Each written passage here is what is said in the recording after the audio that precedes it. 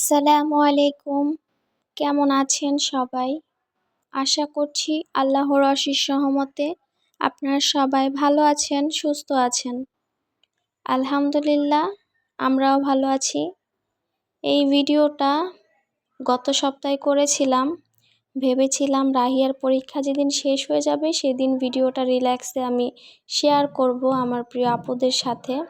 কিন্তু এমন একটা কাজ হয়ে গিয়েছে, মনটা একদমই খারাপ, একটুও ভালো লাগছিল না।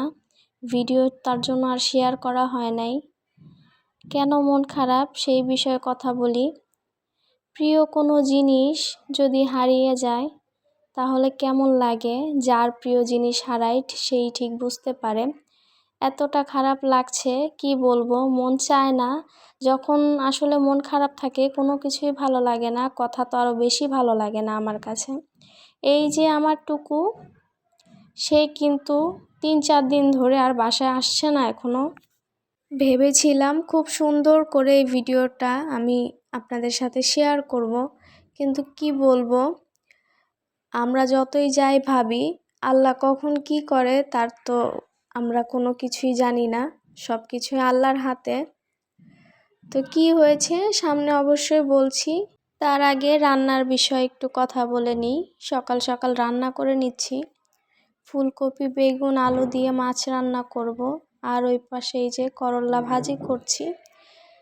করল্লা ভাজিটা আমার কাছে একটু বেশি ভাজা ভাজা হলে ভালো লাগে, কিন্তু রাহিয়ার বাবা পছন্দ করে না, এর জন্য একটু ভাজা ভাজা কম করছি।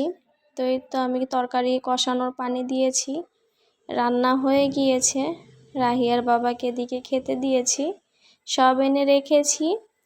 আর ও হচ্ছে ওর মতো বেড়ে নিয়ে খাচ্ছে। প্রায় 12টা বাজে তখন।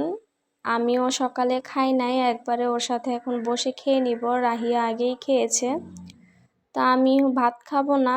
রুটি ভেজেছিলাম সকালে, রুটি আছে কয়েকটা, তো সেই রুটি দিয়ে আমি হচ্ছে সকালের খাবারটা খেয়ে নিব।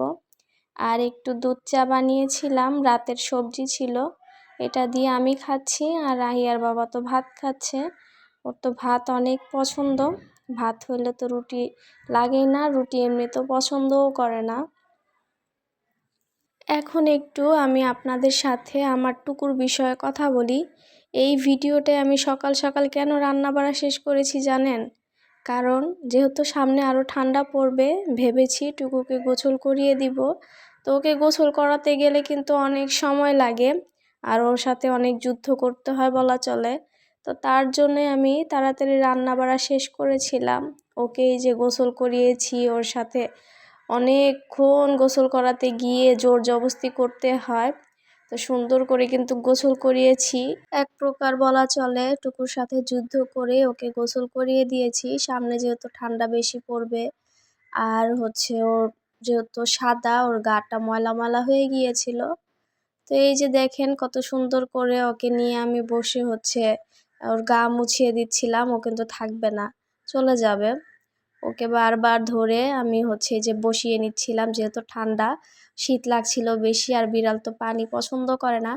আমি ভালো করে মুছে তারপরে ওকে ছেড়ে দিব, পরে হচ্ছে ও নিজে নিজে ওর গা চেটে পরিষ্কার করে নেবে। এই ভিডিওটা কিন্তু গত সপ্তাহে।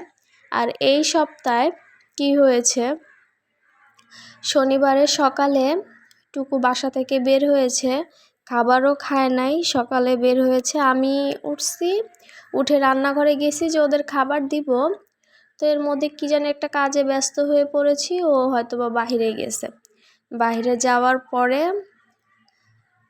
আর আসে নাই, ভাবলাম যে পরে চলে আসবে। আর ও কিন্তু বাহিরে তেমন একটা যায় না আমাদের বাসায়, যেহেতু তার একটা বাহিরে বিড়াল আসছে, বিড়ালটা ধরে মারে ওকে, ওই ভয়ে যায় না।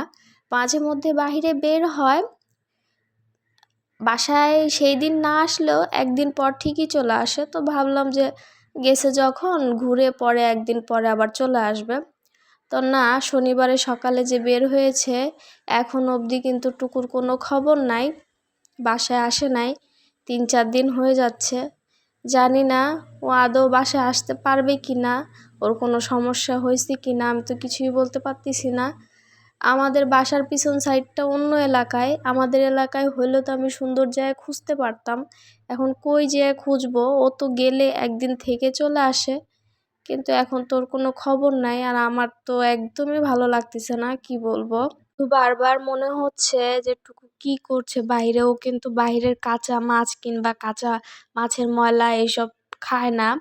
আর ও কিন্তু ক্ষুধা লাগলে আমার কাছে এসে তেমন একটা ইয়েও করে না, নিজে নিজে যদি দিই তাহলে খায়। মানে অন্য বিড়াল যেমন আছে না, বাইরে থেকে খাবার জুগিয়ে খেয়ে নিবে, কিন্তু ও কিন্তু সেরকম না। আর ও খুবই নরম, মানে বিড়াল আমি এরকম কখনো দেখি নাই। আমার প্রিয় আপুরা, যদি আমার ভিডিওর এই পর্যন্ত থেকে থাকেন, আপনাদের কাছে আমি একটা জিনিস চাইবো, আপনারা একটু দোয়া করেন আমার টুকুটা যেন বাসায় চলে আসে। আল্লাহ হাফেজ, আসসালামু আলাইকুম।